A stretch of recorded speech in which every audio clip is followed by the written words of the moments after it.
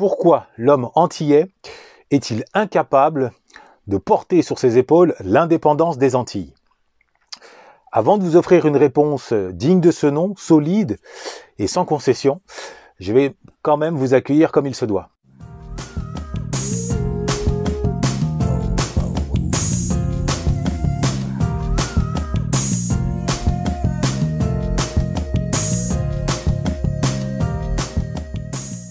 Bonjour à toutes et à tous, j'espère que vous vous portez au moins aussi bien qu'un homosexuel dans les couloirs du Vatican. Bienvenue sur Afro Noblesse, la chaîne qui s'est donnée pour mission de permettre à un maximum d'afro d'accéder à la noblesse, autrement dit au bonheur par la beauté, par l'élégance et en ne jurant que par l'excellence.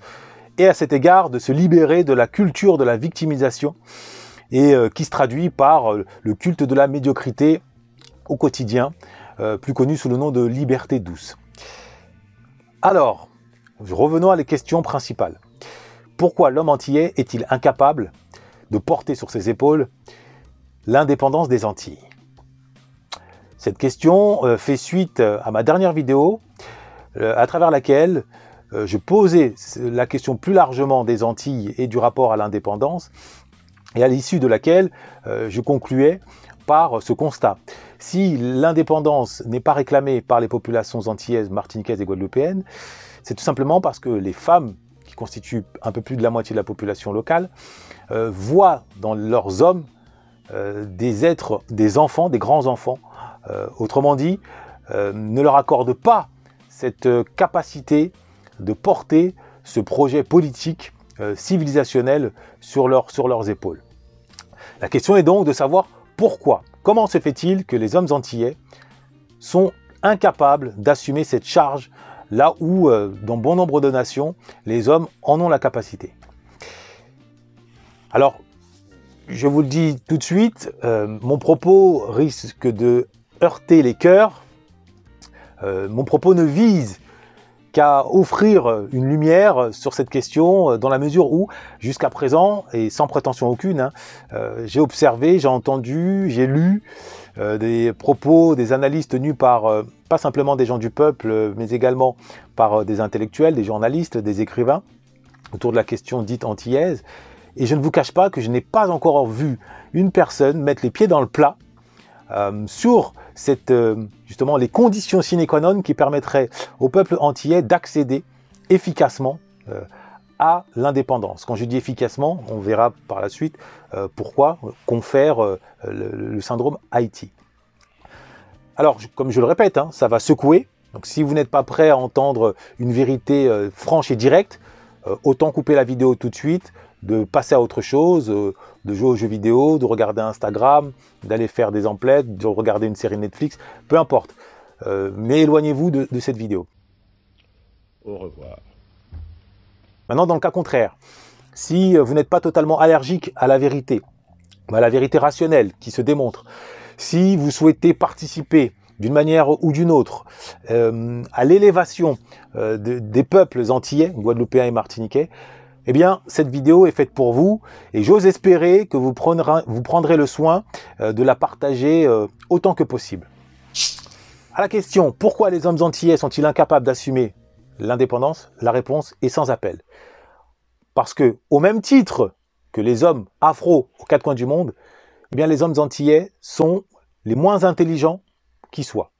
Les hommes antillais, les hommes afro dans leur ensemble, nous sommes les moins intelligents qui soient sur cette terre.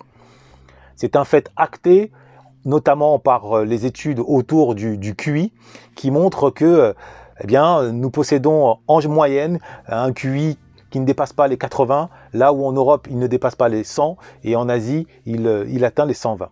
Pour là, c'est les plus intelligents, c'est en Chine? Ouais, c'est ce que cette carte elle raconte, ouais. Et après ça, c'est en Afrique que le QI est le plus bas.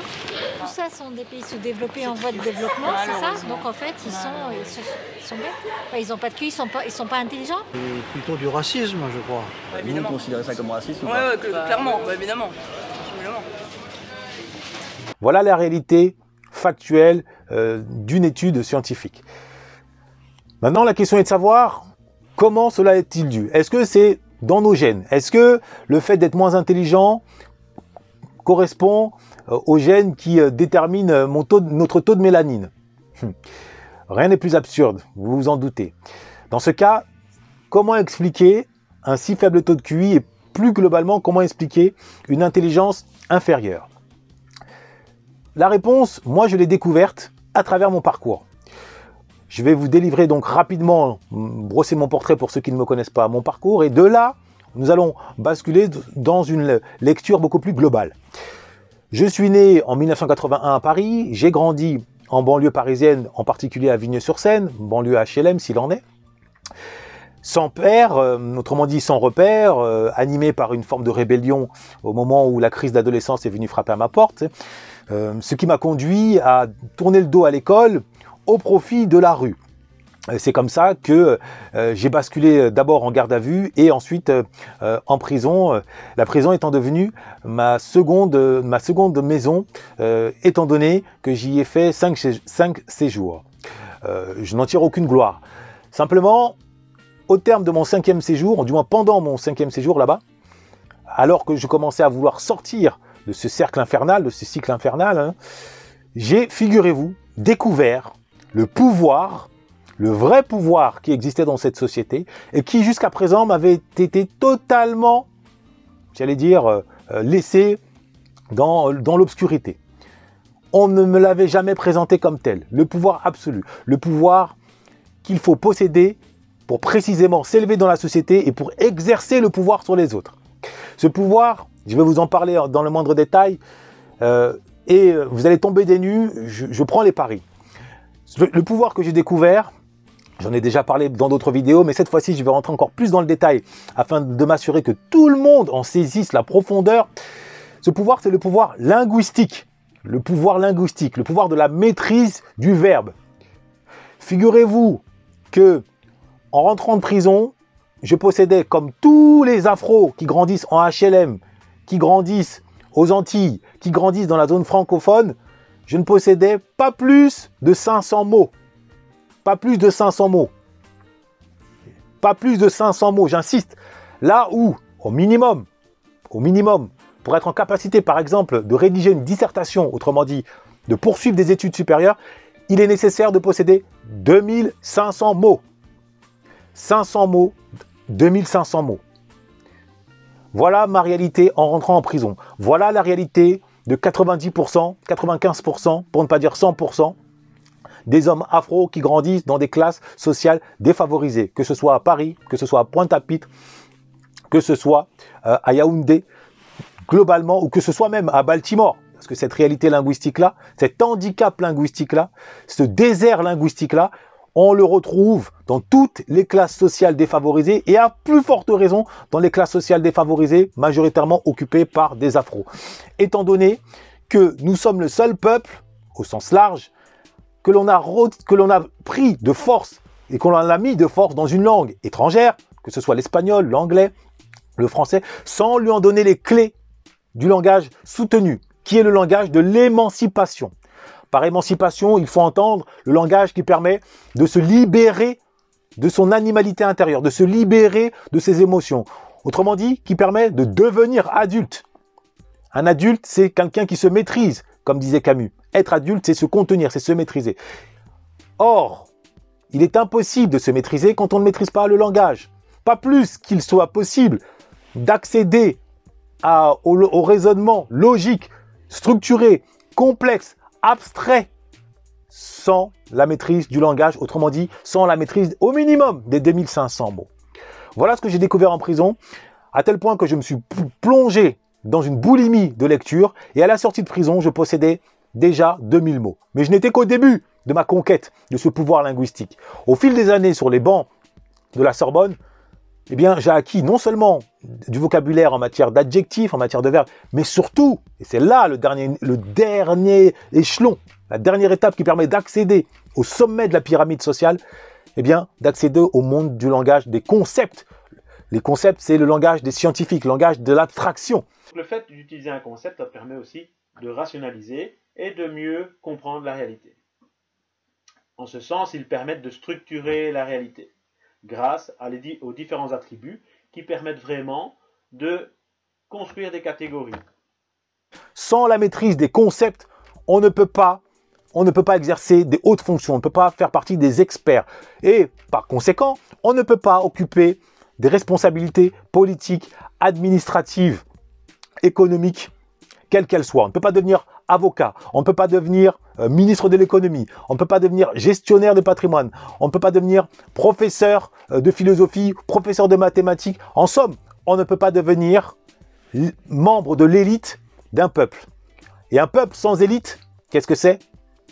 Qu'est-ce que c'est, je vous le demande, si ce n'est un serpent sans tête, une corde à la merci de tous, si ce n'est une voiture sans moteur. La seule chose qui puisse la faire avancer, qu'est-ce que c'est, si ce n'est d'être remorqué. Donc voilà la réalité qui était la mienne. À l'issue, donc lorsque je suis sorti à la Sorbonne, j'étais à la conquête de ces mots, au point de devenir écrivain et formateur en maîtrise du langage soutenu.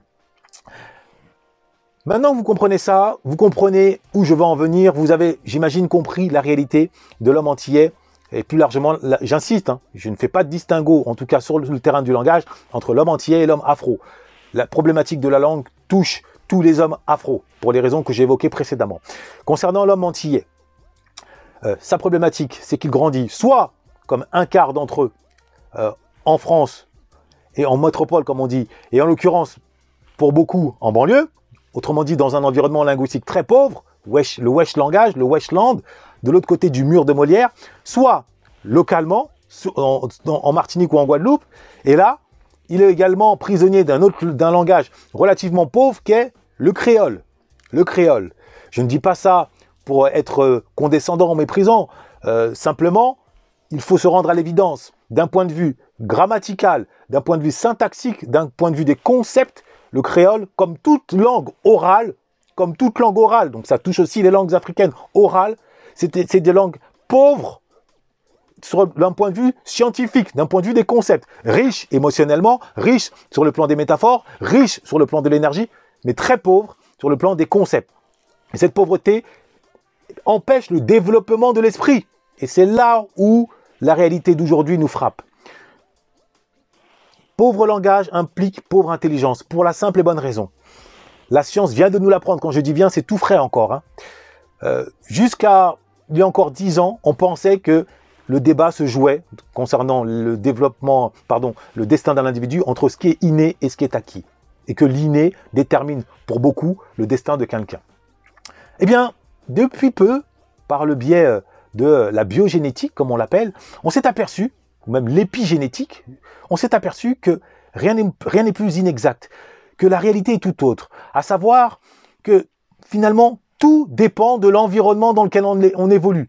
Que le cerveau obéit à ce qu'on appelle une plasticité, une élasticité.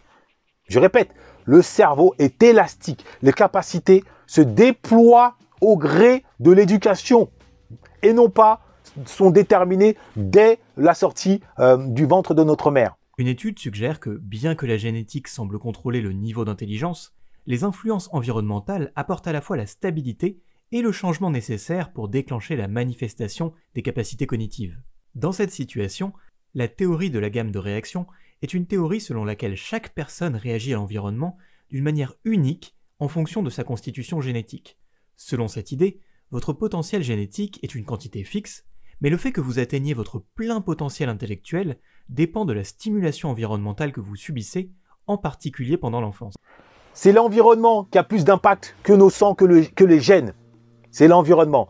Mais là où le bas blesse, c'est que quand l'environnement est pauvre en langage, en discussion, en échange, que se passe-t-il? Le cerveau ne peut pas se développer correctement, dans sa pleine mesure. Il ne peut pas. Il ne le peut pas. C'est comme un oiseau, un oisillon à qui on coupe les ailes. Il ne pourra jamais prendre son envol. Maintenant, à l'inverse, quand on a la chance de vivre dans un environnement linguistiquement riche, le cerveau se développe à un rythme soutenu. Tant et si bien que, in fine, entre celui qui grandit dans un environnement linguistiquement pauvre et celui qui grandit dans un environnement linguistiquement riche, se trouve au milieu un fossé linguistique, un fossé gigantesque. Et devinez qui, une fois l'âge adulte venu, va donner des ordres à qui? Qui va se montrer méprisant à l'égard de qui, à votre avis? Celui qui maîtrise moins le langage va être au-dessus de celui qui maîtrise plus le langage? La réponse coule de source. Et c'est précisément ce qui se passe aux Antilles. Mais avant d'aller plus loin, je veux quand même insister. Une fois n'est pas coutume, je vais vous lire quand même un extrait qui illustre tout ce que je viens de dire. C'est de Céline Alvarez, l'une des révolutionnaires de l'éducation. Écoutez bien, page 40 pour ceux que ça intéresse. Les chercheurs se sont ainsi aperçus que les enfants issus de milieux favorisés avaient entendu, à l'âge de 4 ans, quelques 30 millions de mots de plus que les enfants de milieux défavorisés, pardonnez-moi. L'intelligence de ces derniers, donc des milieux défavorisés, n'avait tout simplement pas suffisamment été nourrie au moment précis où elle se développait. Ces enfants avaient été exposés à une sorte de malnutrition mentale. Malnutrition mentale. Cette différence environnementale induit par ailleurs une grande différence pour le développement de l'intelligence globale. Les enfants de cette étude issus de milieux favorisés et davantage exposés à un langage soutenu avaient des quotients intellectuels bien plus élevés que les autres dès l'âge de 3 ans. Leur performance scolaire était également meilleure à l'âge de 9 et 10 ans. Nous savons en effet aujourd'hui que le niveau de langage oral à 3 ans prédit les capacités de lecture à 5 ans et la compréhension des textes à 8 ans. Je ne l'aurais pas mieux écrit, je ne l'aurais pas mieux dit, j'ai essayé de vous le dire en amont. Donc voilà où se trouve la problématique, le talon d'Achille des hommes en particulier, les femmes également plus largement, mais en particulier les hommes. Et pourquoi plus que les hommes que les femmes? Pour la simple et bonne raison que, en plus d'évoluer dans un environnement linguistique pauvre, les hommes, très vite, les jeunes garçons sont propulsés, attirés par le dehors, compte tenu de la testostérone 10 fois supérieure qui coule dans leur corps que celle qui coule dans le corps des femmes, eh bien, se propulser dans des activités d'ordre physique où il n'est nulle question d'apprendre à parler, à structurer ses propos, à converser. Quand on joue au football, quand on joue au basket, quand on fait de la boxe, quand on vend du shit, à quel moment on doit converser, on doit nuancer, on doit exposer ses émotions? C'est inutile. Pire, on considère que même c'est du blabla, c'est des trucs de femmes.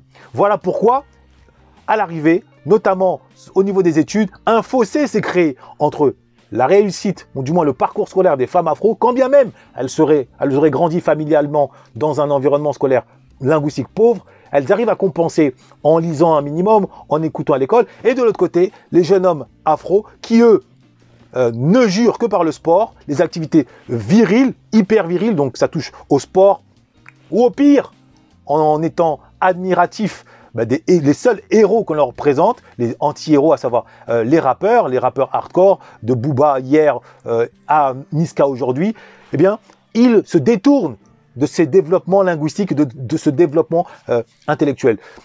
Voilà comment, au bout du compte, à l'échelle de la société, l'homme afro est fort avec ses biceps, mais très faible intellectuellement.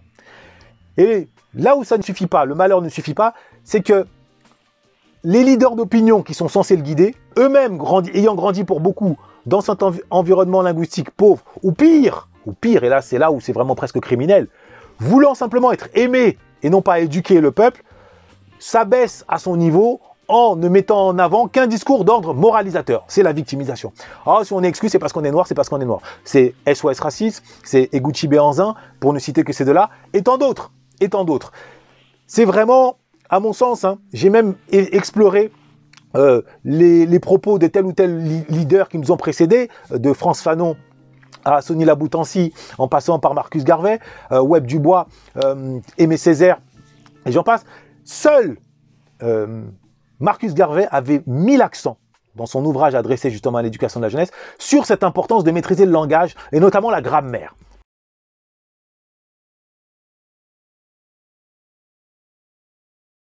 Il n'avait pas été plus loin en expliquant l'importance du langage écrit, autour notamment de l'importance de la précision, l'importance de la dialectique, l'importance de la maîtrise des concepts pour, encore une fois j'insiste, atteindre le niveau d'abstraction et donc de maîtrise de l'espace et du temps.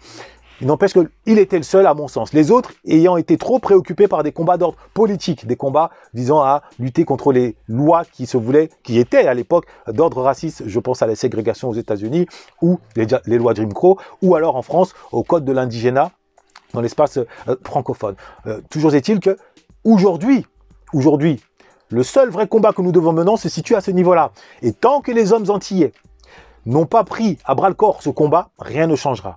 Ils pourront de temps en temps pousser des cris de révolte légitimes. Il ne s'agit pas de leur jeter la pierre. Moi, je ne suis pas de ceux qui font du politiquement correct. Non, quand vous êtes asphyxié par des prix chers, quand on vous crache au visage à longueur de journée par l'absence d'eau potable, par des hôpitaux qui tombent en lambeaux, alors qu'on vous dit que vous êtes français et que vous regardez que d'autres Français bénéficient d'autres traitements, il y a des raisons quand même à un moment donné d'exploser. Simplement, cette explosion ne conduit nulle part. Comme je l'ai dit, je ne cesserai de le répéter, la colère, ce n'est pas du ciment. La colère, aussi légitime soit-elle, ne construit rien. La colère, ce n'est pas une force. La colère, c'est une éruption volcanique. La lave, ce n'est pas du ciment.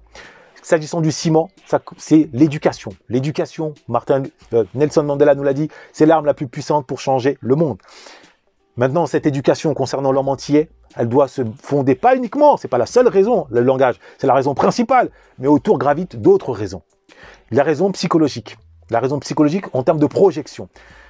Dès lors qu'il, ou du moins, il accepte son sort, entre guillemets, d'être méprisé par la société ou l'État dit blanc, il accepte d'être sous les ordres du dit béquet, en se disant que c'est toujours mieux que d'être africain, étant donné qu'on lui a imposé dans son imaginaire une image de l'Africain plus bas que terre.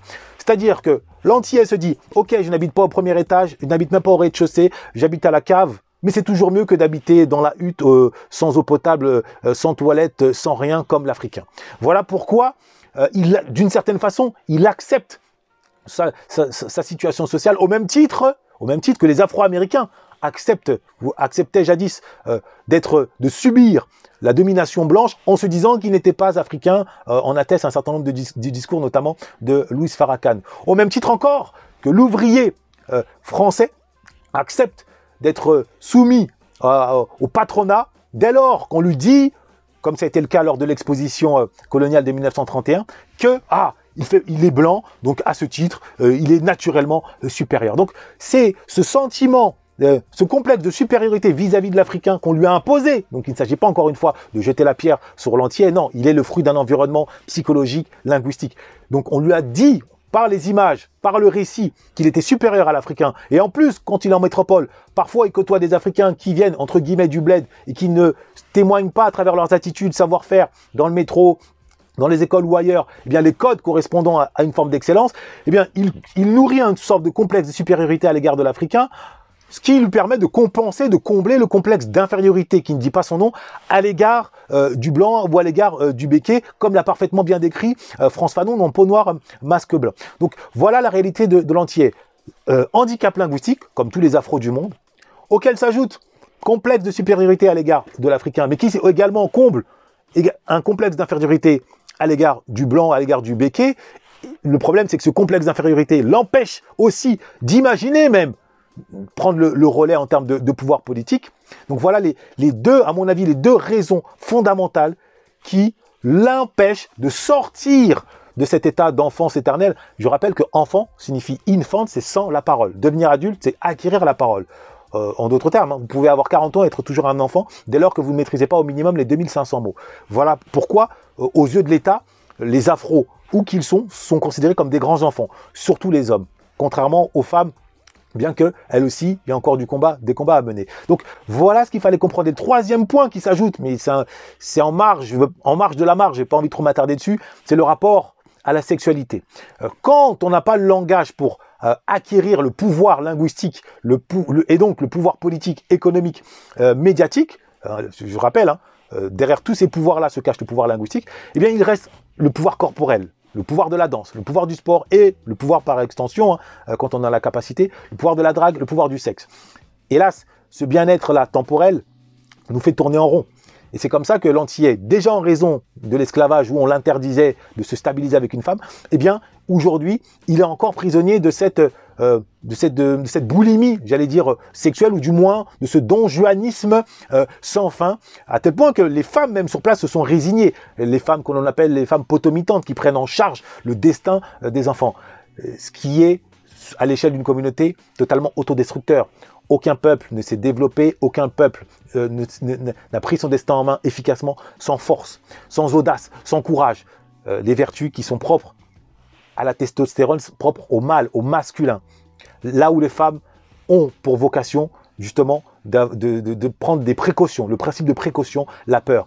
Les deux devant s'équilibrer. C'est pour cette raison que l'homme et la femme se complètent. Quand il n'y a que la peur, que la précaution, on n'avance pas et on est prêt à subir toute forme de mépris dès lors qu'on a un minimum d'assurance. Quand il n'y a que le courage, eh bien, ça donne lieu à l'autodestruction aussi parce qu'on ne prend pas forcément soin d'être tout analysé au départ. Donc, c'est vraiment la complémentarité qui fait défaut aux Antilles, qui fait défaut également dans l'Afrique francophone, aussi longtemps que les hommes, nous n'aurons pas acquis cette maîtrise du langage soutenu, c'est-à-dire le langage non pas des cocktails où il faut trinquer, non, comprenons bien, c'est le langage de l'abstraction, le langage du concept. En un mot, on l'appelait jadis le langage qui donne accès au logos.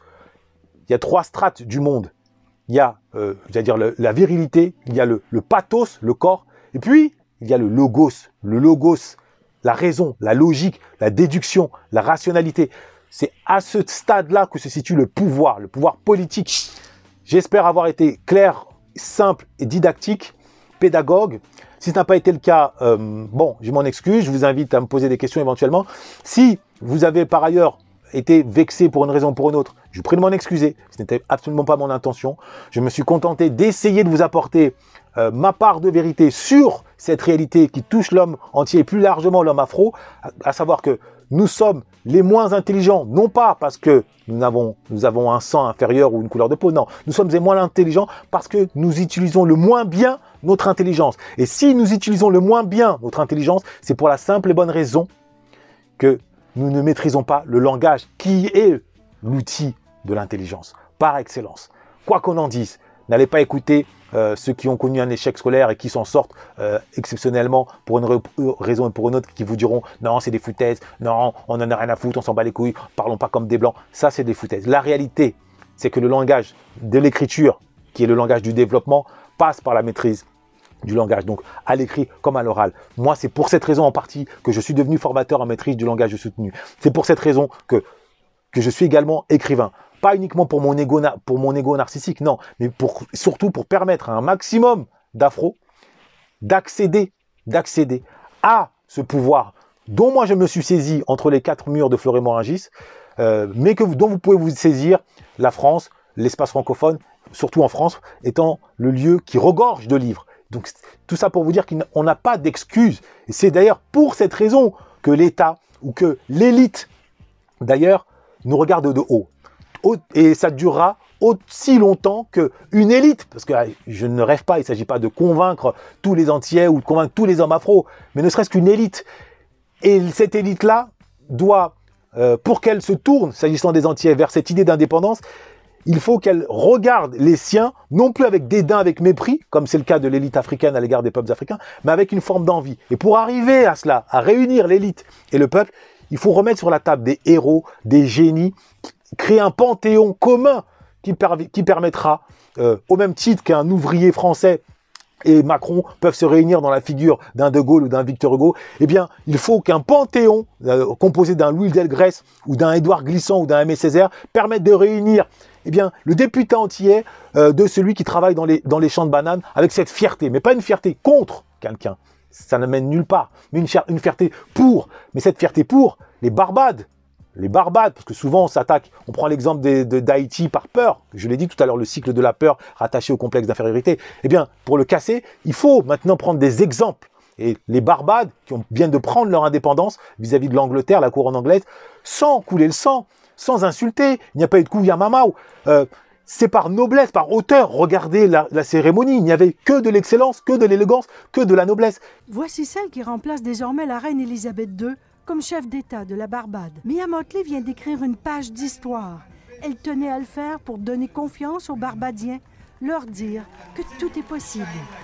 And by ensuring that every Barbadian boy or girl can grow wanting or aspiring to be the president, to be the head of state of this nation. And that is such a powerful, powerful symbol, because what it does is to give us the confidence that we need at this particular point in time. Et c'est ce qui, aujourd'hui encore, nous fait défaut. Le meilleur exemple, et je m'arrêterai là-dessus, c'est le cas de Élie de Mota. Aussi charismatique soit-il, quand on le voit, on voit plus un ouvrier qui sera à même de conduire un tracteur qu'un homme politique en capacité de conduire le destin d'un peuple. Il porte un t-shirt.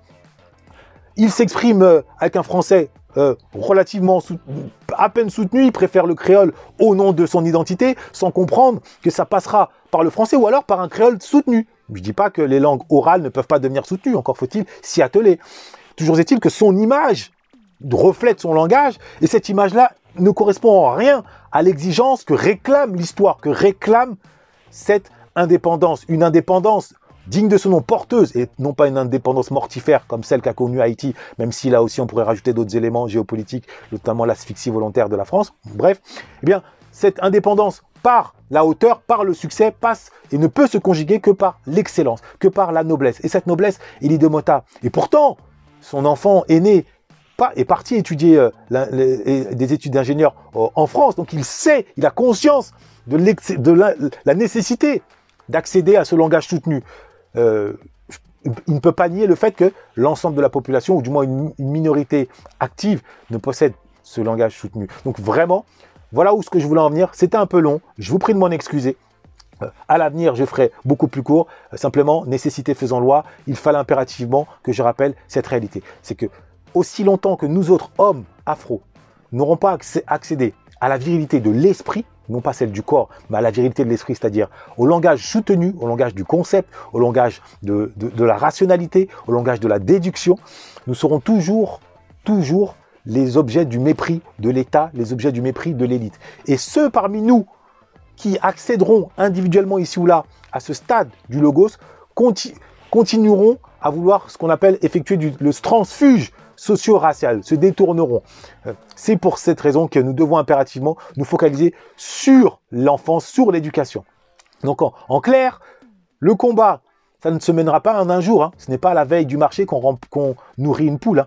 C'est un combat de longue haleine. Le temps ne pardonne pas ce qui se fait sans lui. Ça doit commencer par l'éducation. Si vous êtes déjà adulte, vous pouvez soit vous former, soit lire, pour au moins, à défaut vous, d'acquérir un pouvoir, étant donné que vous êtes peut-être déjà installé dans un statut social via un CDI, mais au moins éduquer vos enfants en leur transmettant un langage soutenu, à commencer par la grammaire ainsi que les adjectifs qualificatifs, ce qui leur permettra de développer leurs phrases, terminer leurs phrases, leur apprendre non pas simplement à s'énerver, mais à mettre des mots émotionnels sur ce qu'ils ressentent, tout un processus. Céline Alvarez le dit dans son ouvrage, d'autres ouvrages de Bourdieu sont là pour vous aider. Moi, je suis là pour vous former aux besoins. Donc vraiment, le mot d'ordre aujourd'hui pour les hommes afro, nous sommes les moins intelligents, ça ne veut pas dire que nous avons moins d'intelligence. Ça veut simplement dire que nous utilisons pas assez bien notre intelligence. Il serait temps que cela change. Moi, j'en suis persuadé, l'heure est venue et cela va changer. Noblesse oblige.